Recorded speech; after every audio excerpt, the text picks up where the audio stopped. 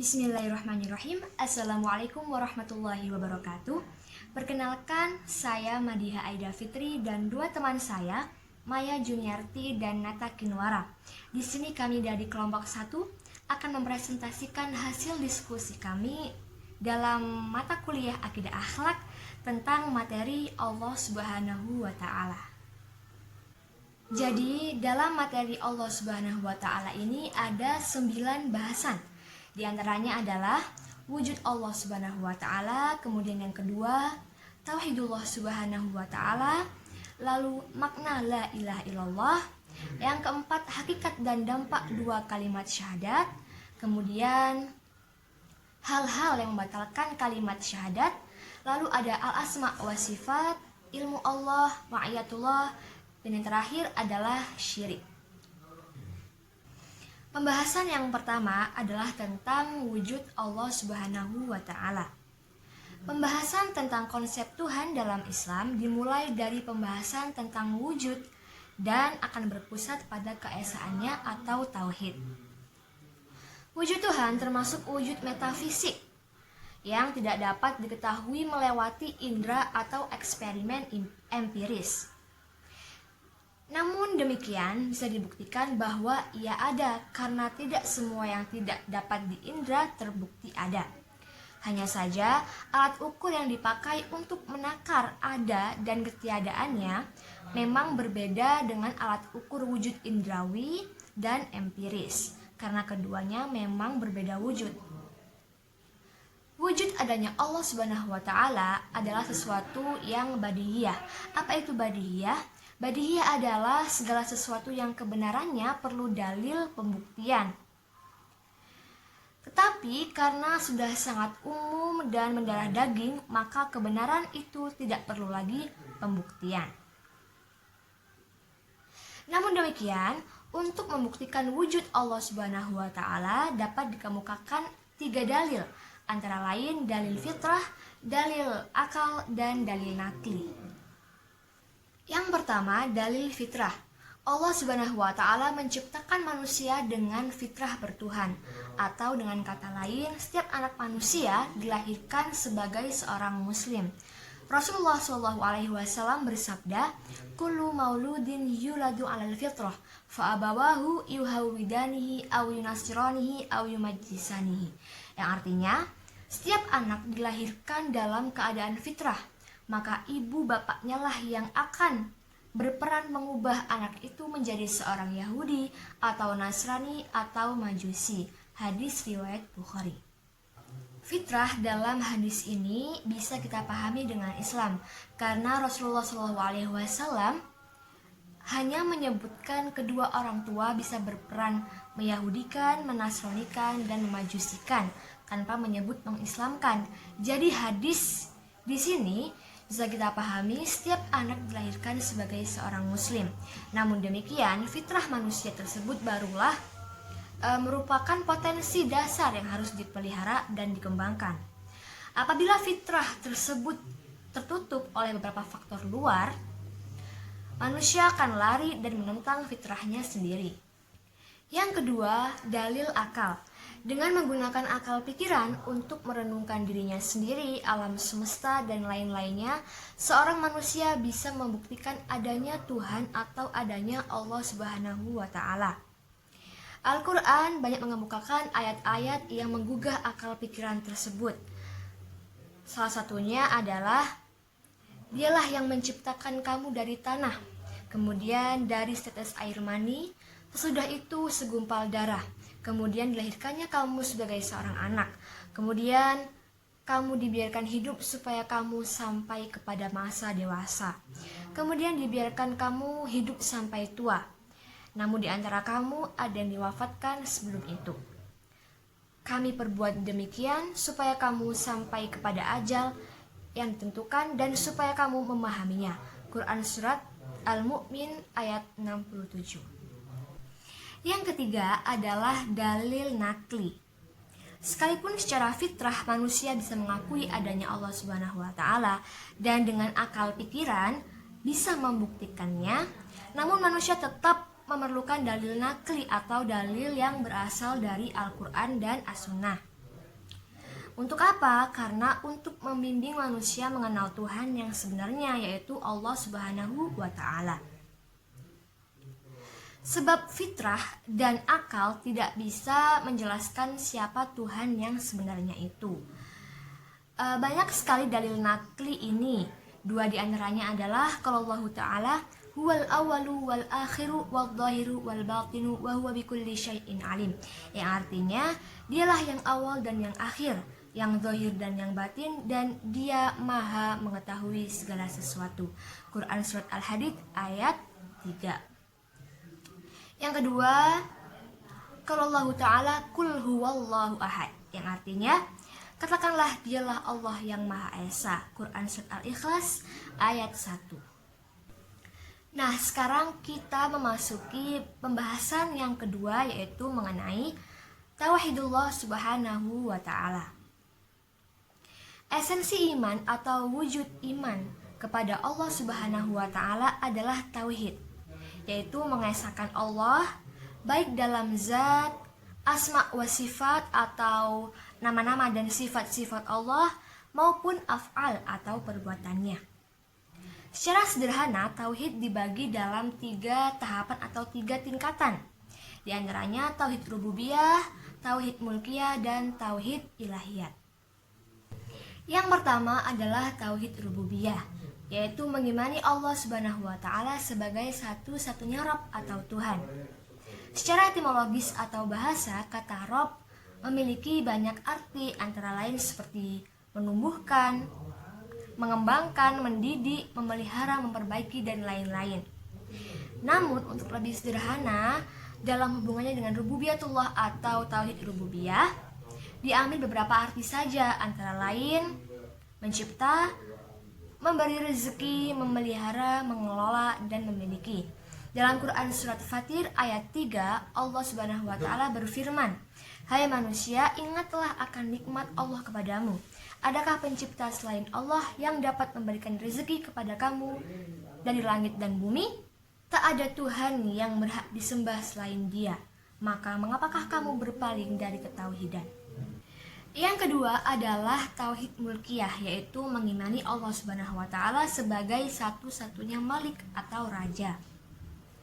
Kata Malik berarti raja, dan Malik sendiri berasal dari akar kata yang sama, yaitu malaka. Dalam pengertian bahasa seperti ini, Allah Subhanahu wa Ta'ala sebagai Rabb atau Tuhan yang memiliki alam semesta atau Al-Amin adalah raja dari alam semesta tersebut.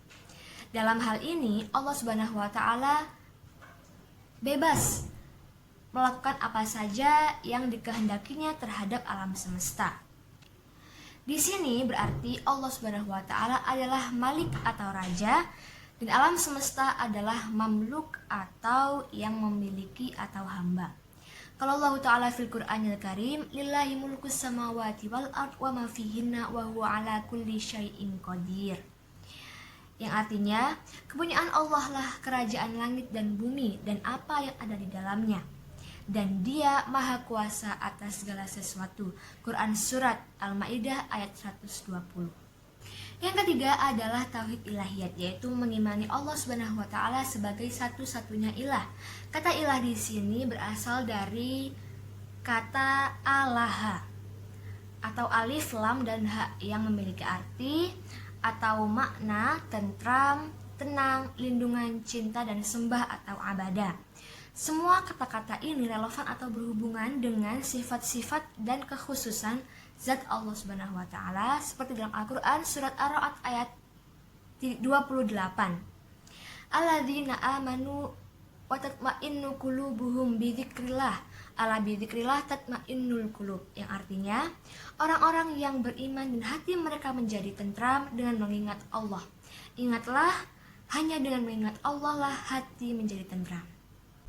Pembahasan selanjutnya akan disampaikan oleh teman saya, Nata Kinwara. Perkenalkan, saya Nata Kinwara akan menyampaikan materi selanjutnya mengenai makna La ilaha illallah. Kalimat La ilaha illallah disebut juga dengan kalimat tauhid atau kalimat thayyibah. Tauhid berarti 1. Beribadah kepada Allah dan tidak berbuat syirik kepadanya.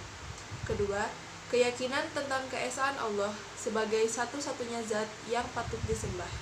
Ketiga, tauhid adalah i'tiqadiyah, artinya mengesahkan Allah sebagai satu-satunya motivator dan tujuan dalam melakukan setiap perbuatan. Makna yang terkandung dalam kalimat la ilaha illallah yaitu 1. La khaliqa illallah, artinya tidak ada pencipta yang hak selain Allah. Kedua, la rozika illallah, artinya tidak ada pemberi rezeki yang hak selain Allah. Ketiga, la mudabbirah illallah, yaitu tidak ada penjaga atau pemelihara selain Allah. Keempat, la hakima illallah, yaitu tidak ada penentu hukuman atau aturan segala sesuatu selain Allah. Kelima, la waliyu illallah, artinya tidak ada pelindung selain Allah. Keenam, la farghaba illallah, artinya tidak ada tumpuhan atau harapan dan segala macam amal ditujukan kecuali hanya untuk Allah. Ketujuh, la ma'buda illallah, artinya tidak ada yang patut disembah selain Allah. Jenis-jenis tauhid yang terkandung dalam kalimat la ilaha illallah yaitu 1. Tauhid uluhiyah, artinya mengesahkan Allah sebagai satu-satunya zat yang paling agung, paling super, dan paling mulia. Kedua, tauhid rububiyah, artinya menegaskan bahwa Allah sebagai satu-satunya pencipta dan maha pemelihara. Ketiga, tauhid malikiyah, artinya mengesahkan bahwa Allah sebagai satu-satunya maha penguasa jagat raya. Keempat, tauhid ubudiyah, artinya kewajiban makhluk untuk menegaskan Allah sebagai sesembahan yang wajib diibadahi. Materi selanjutnya mengenai hakikat dan dampak dari dua kalimat syahadat. Ikrar la ilaha illallah tidak dapat diwujudkan tanpa mengikuti petunjuk yang diajarkan oleh Rasulullah SAW. Oleh sebab itu, ikrar la ilaha illallah harus diikuti dengan ikrar Muhammadur Rasulullah. Inilah yang disebut dengan dua kalimat syahadat yang menjadi pintu gerbang seseorang memasuki agama Islam. Pada hakikatnya, seseorang akan bersumpah apabila ia memberikan kesaksian, dan ia akan memberikan kesaksian apabila ia menyaksikan. Maka arti dari kata la ilaha illallah Muhammadur Rasulullah adalah saya bersaksi bahwa tiada Tuhan selain Allah dan Muhammad adalah utusan Allah. Inti dari kalimat syahadat yang pertama yaitu la ilaha illallah adalah beriman kepada Allah Subhanahu wa Ta'ala, dan inti dari syahadat yang kedua yaitu Muhammadur Rasulullah adalah menjadikan Rasulullah Shallallahu Alaihi Wasallam sebagai titik pusat keteladanan atau uswatun hasanah, baik dalam hubungan kepada Allah Subhanahu wa Ta'ala atau hablum minallah secara vertikal, dan hubungan dengan sesama manusia atau hablum minannas secara horizontal. Ikrar la ilaha illallah Muhammadur Rasulullah apabila dipahami secara dalam akan memberikan dampak yang positif pada setiap muslim, seperti dapat dilihat pada dua sikap, yaitu cinta dan ridho, al-mahabbah wa ridho.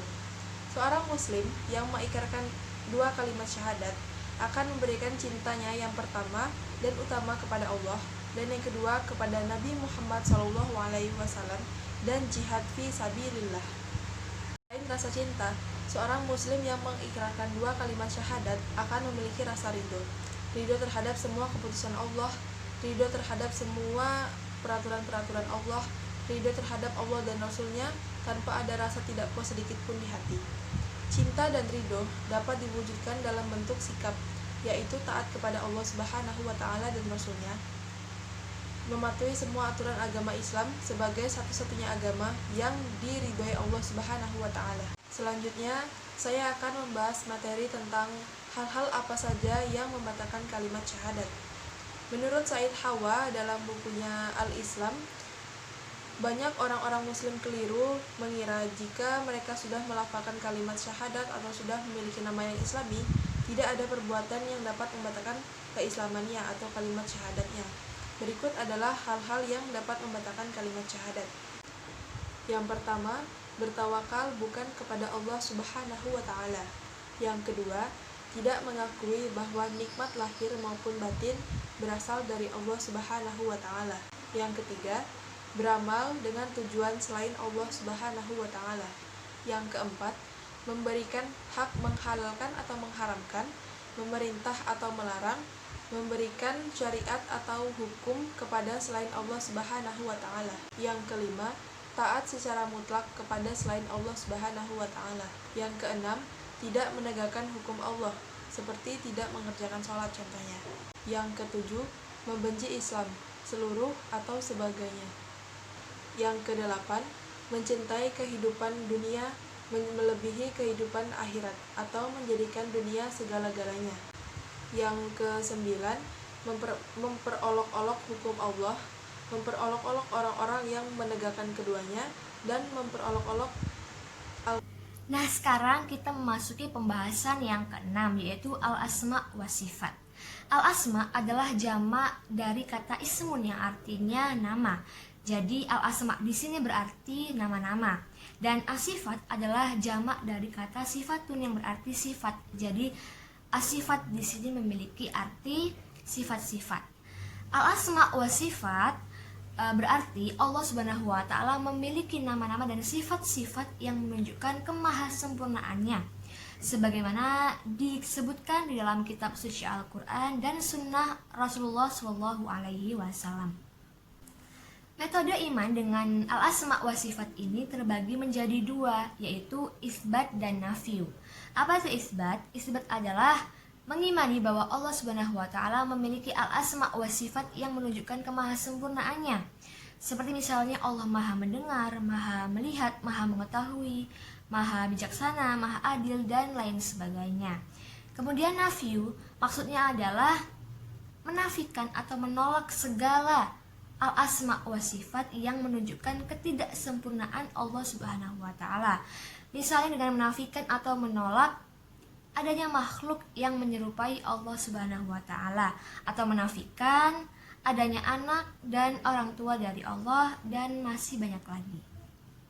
Sehubungan dengan al-asma wa sifat ini, ada beberapa hal yang perlu kita perhatikan lebih khusus. Yang pertama adalah janganlah memberi nama Allah Subhanahu wa Ta'ala dengan nama-nama yang tidak disebutkan dalam Al-Quran dan Sunnah. Yang kedua, jangan menyamakan tamsil atau memiripkan tashbih zat Allah Subhanahu wa Ta'ala, sifat-sifat dan af'al atau perbuatan dengan makhluk manapun. Yang ketiga, mengimani al-asma wa sifat bagi Allah Subhanahu wa Ta'ala harus apa adanya tanpa menanyakan atau mempertanyakan bagaimananya atau kaifiatnya. Yang keempat, dalam satu hadis disebutkan bahwa Allah Subhanahu wa Ta'ala mempunyai 99 nama. Sesungguhnya Allah mempunyai 99 nama, 100 kurang 1. Tidaklah seseorang menghafalkan kecuali dia akan masuk surga. Dia itu tunggal dan menyukai yang tunggal.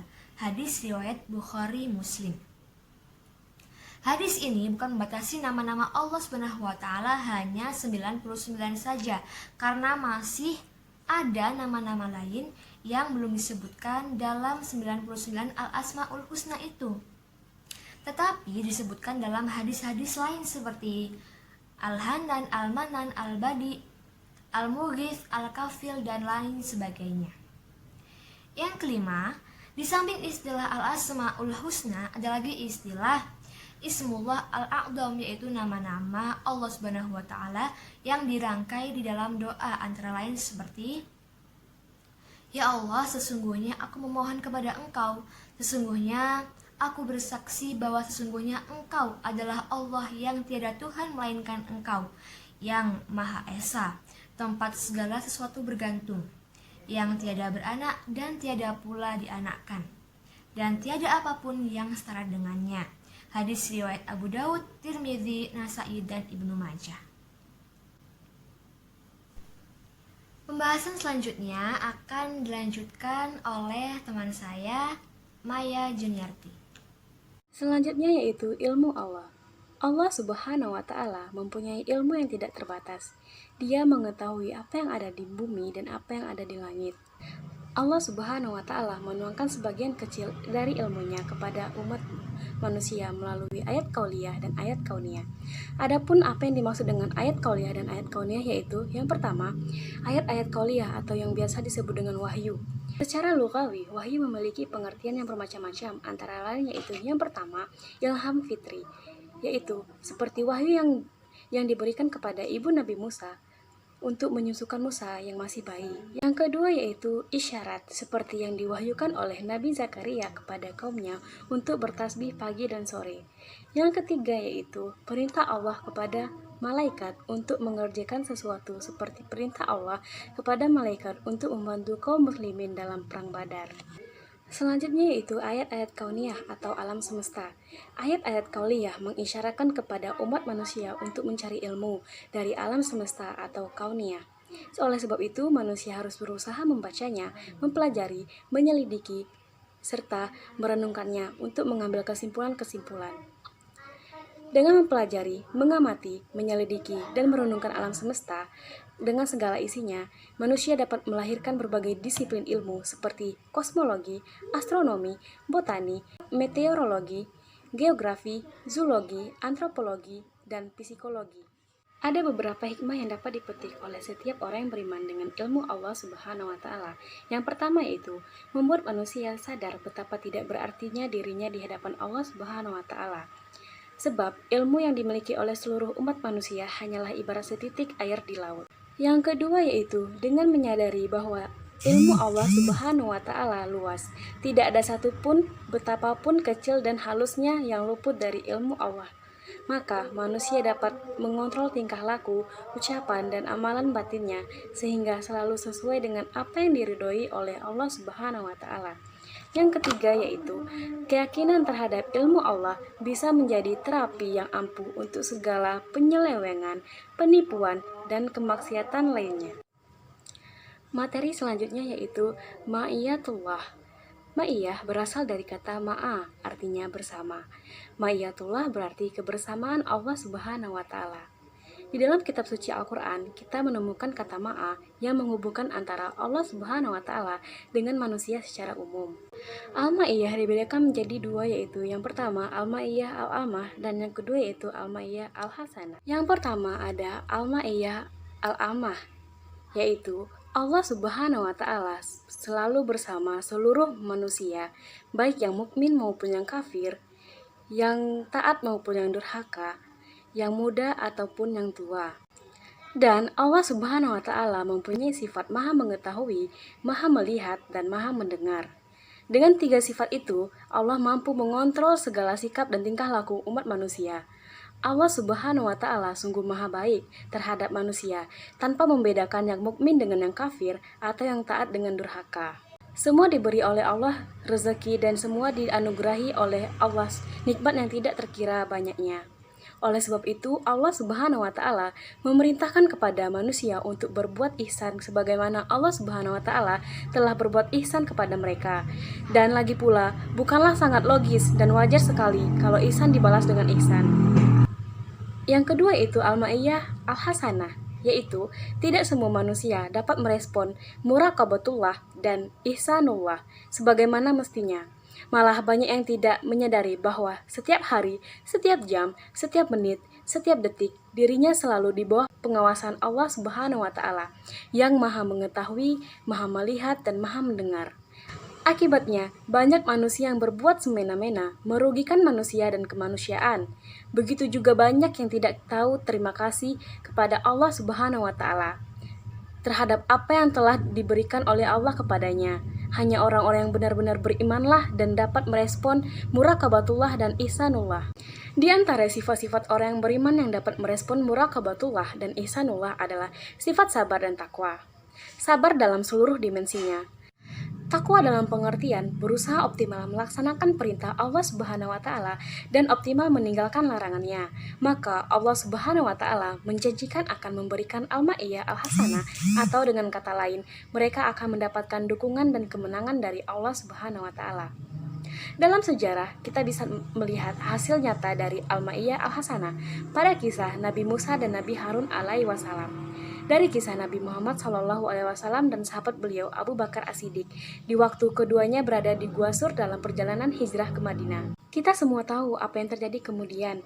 Musa dan Harun alaihi wasallam dapat mengalahkan Fir'aun, bahkan dengan cara yang luar biasa. Pada saat Nabi Musa dan pengikutnya terjebak di pinggir laut, mereka merasa khawatir tidak bisa selamat. Namun pada saat itu Nabi Musa yakin bahwa Allah Subhanahu wa taala selalu bersamanya. Maka pada saat itu Allah Subhanahu wa taala memerintahkan Musa untuk memukul tongkatnya ke lautan, dan laut itu terbelah menjadi dua oleh jalan raya yang bisa dilewati oleh Musa dan pasukannya. Dan pada saat Fir'aun menyusul mengejar pasukan Musa, Allah seketika menenggelamkan Fir'aun. Demikianlah bentuk Al-Ma'iyah Al-Hasanah yang telah didapatkan oleh Nabi Musa dan Nabi Harun alaihi wasallam.